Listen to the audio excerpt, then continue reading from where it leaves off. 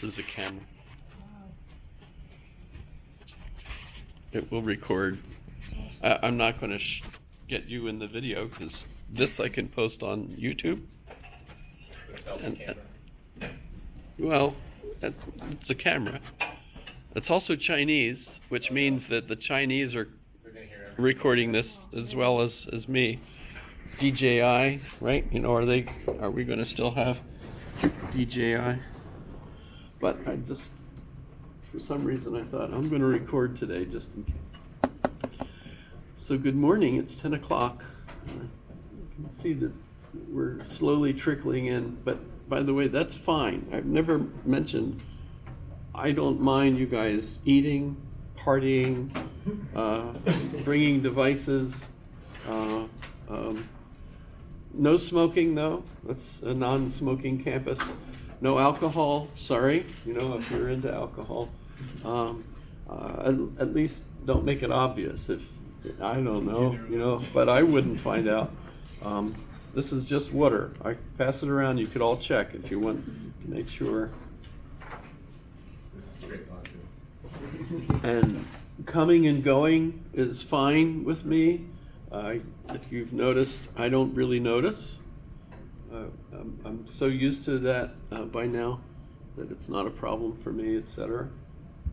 If you are eating something that has a really strong smell, that's not good. Because some people are like not happy, and we've already done Mr. Creosote, so we don't want to have that brought up again. Sorry. I was enjoying that vodka. But basically, in other words, this is kind of a casual for me, and I don't take offense or anything. Of course, I grew up in a culture where you had to be in your seat before the lecture, you know, and then you were, you know, behaved perfectly throughout the lecture, etc. And everybody was polite. And this is modern America now, so I'm kind of with it, you know. But I don't think I ever discussed that when we first started, and that's normally something I try to do on the first day.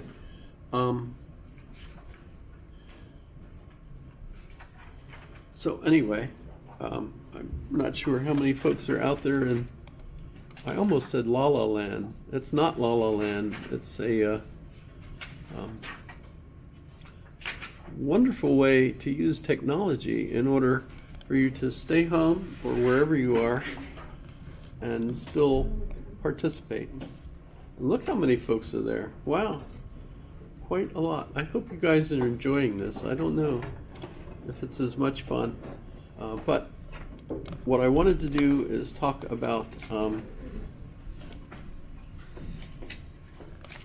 let's do it this way. I will go and share this screen. Excuse me, Professor. Yes.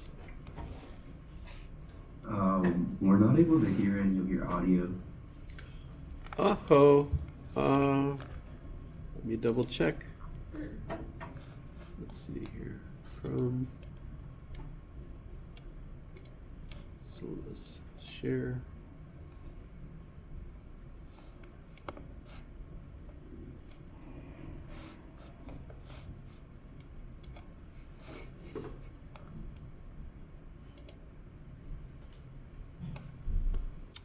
Oh, it looks like I have the right microphone on, and it says that I'm sharing my sound.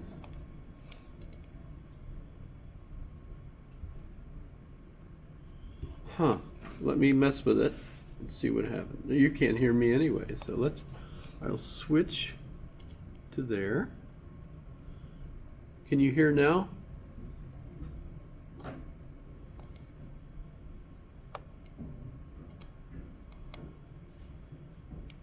This is the one that's supposed to work. How about now? Can you hear me now?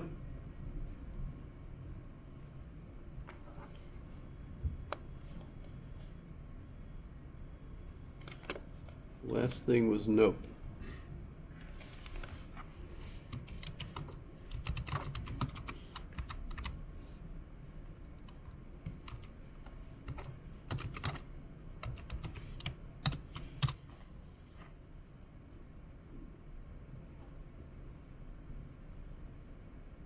waiting for someone to reply one way or the other.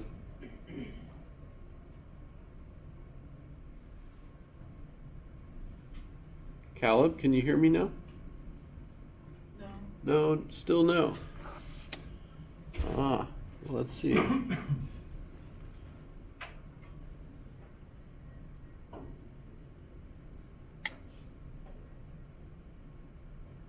How about now? Looks like the mic is picking up something. Yes, okay, thank you. Sorry about that. I found a little button that said mute on this. That's another thing. It's not on this screen, but okay. So I think we're good now. Thank you. All right, so it did share the screen. Let's see if I'm on the right one. Okay, so this should be the screen that I'm sharing. This is just basically the syllabus. I'll try to stay on this page, not the page, but this frame, whatever. The one that I'm sharing. So I'll change from here. So what I wanted to do is go back to the traditional square of opposition.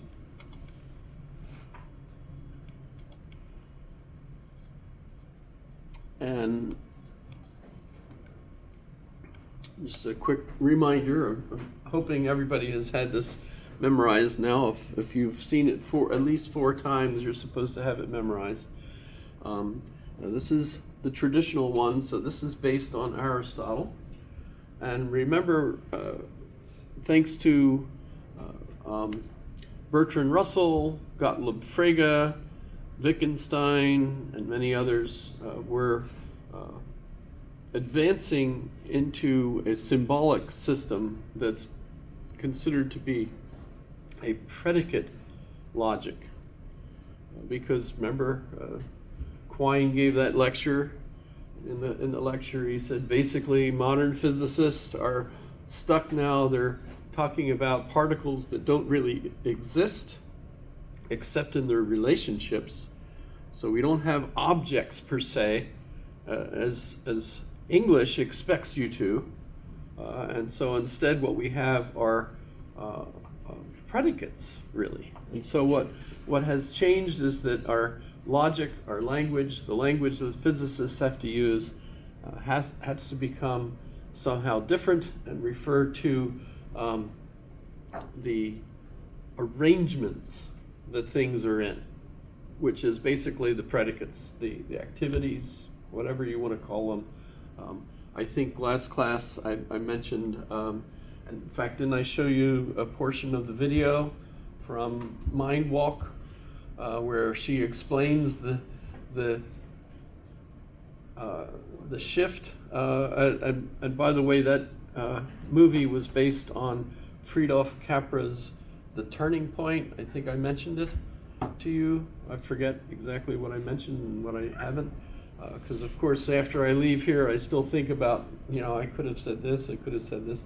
But, hopefully you get the idea that we shift from kind of a Descartes mechanistic world view to an organic worldview, which really is Hegel and his contemporaries. They shifted it to an organic, the oak tree becomes the model instead of the clock. Instead of the mechanical clock as a model of the universe, we have instead this organic, interconnected world, which consists of systems in an arrangement. As you might recall from the movie, the poet, I forget his name, sitting at the organ, went da da da da and played. It's the chord, individual notes. Da, he's remember? Yes, he said, that doesn't mean anything, but the chord, when you play the whole chord, that is the predicate. Actually, he didn't say that, but that's the arrangement. And the physicist, Sonia Hoffman, who I don't know if you recognize any of them as actors or actresses. And I think I mentioned, I think I even gave you the link, I hope, so that you could watch it on your own. It's free. I don't think there's even commercials on it. But in any case, she says it's interconnections interacting with other interconnections. So it's predicates acting with other predicates. At least at the physicist level where they're talking, right? Now, the interesting thing is, do we talk that way in everyday speech? And we'll get into that because I think we ought to think about it more than we do. Because I think part of the project of the mathematical logician, the logicians are trying to make our ideas clear, trying to make things so that our communications are better. And as you can tell, of course, with computers communicate really well with one another. In fact, I have this little sketch of how clear is our communication. If you go back to the oral ages, when the only communication was oral and they didn't have writing, all right, there was, people memorized things, and how did they communicate? They used songs mostly.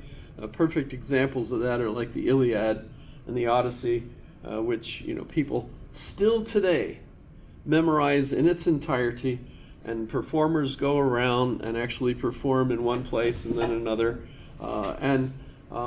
As far as they're concerned, they're saying exactly the same thing at every iteration. Of course, a neat thing that we could do today is we can record them and then listen to it and discover that in this town they said it this way, but when they went to this town they said it differently in at least some respects. And what's neat is when you bring that difference, that discrepancy up to people in an oral tradition, they say, no, I said exactly the same thing. They disagree, right? So from that oral tradition, the sense of repetition is they have a sense of it, but we can identify that no, they're wrong. They actually change it, modify it without realizing it, right? Well, of course, the next stage was writing, and that's kind of important. Initially, of course, if they're writing just poetry, but what happens rather rapidly is they become start writing in prose. Might not have been rapid, but I'm going to change what we're looking at here for a minute. The muse learns to write.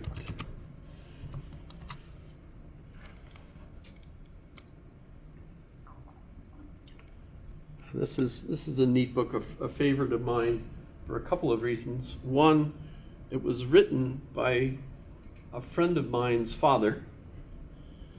He was Eric Havelock. I don't know if you can see it, but Eric Havelock was a professor in the Toronto School, where we get the famous concept of the medium is the message. You ever heard that? Yes? The medium is the message. In other words, when you sit your kids down in front of TV to watch the Muppets or whatever, right? And you think, the Muppets, they're teaching my children abierto, cerrado, abierto, cerrado. So you're learning some Spanish. I'm sorry if I didn't say that very well, but that's just one of my favorites thing, that they teach. Abierto is open and cerrado is closed. Yes? No comments. Okay. So you think, my kids are learning Spanish, or the Muppets are teaching them good things. I can't imagine the Muppets actually teaching them something that you would be angry at. Well, some people do actually, come to think of it. Bert and Ernie, I guess, But in any case, the thing you're thinking is, they're learning good stuff. what the Toronto school would point out is they're learning how to watch TV. That's the main thing that your kids are doing, is learning how to watch TV and the impact that TV is having on their brain and so on and so forth. And so would that apply to any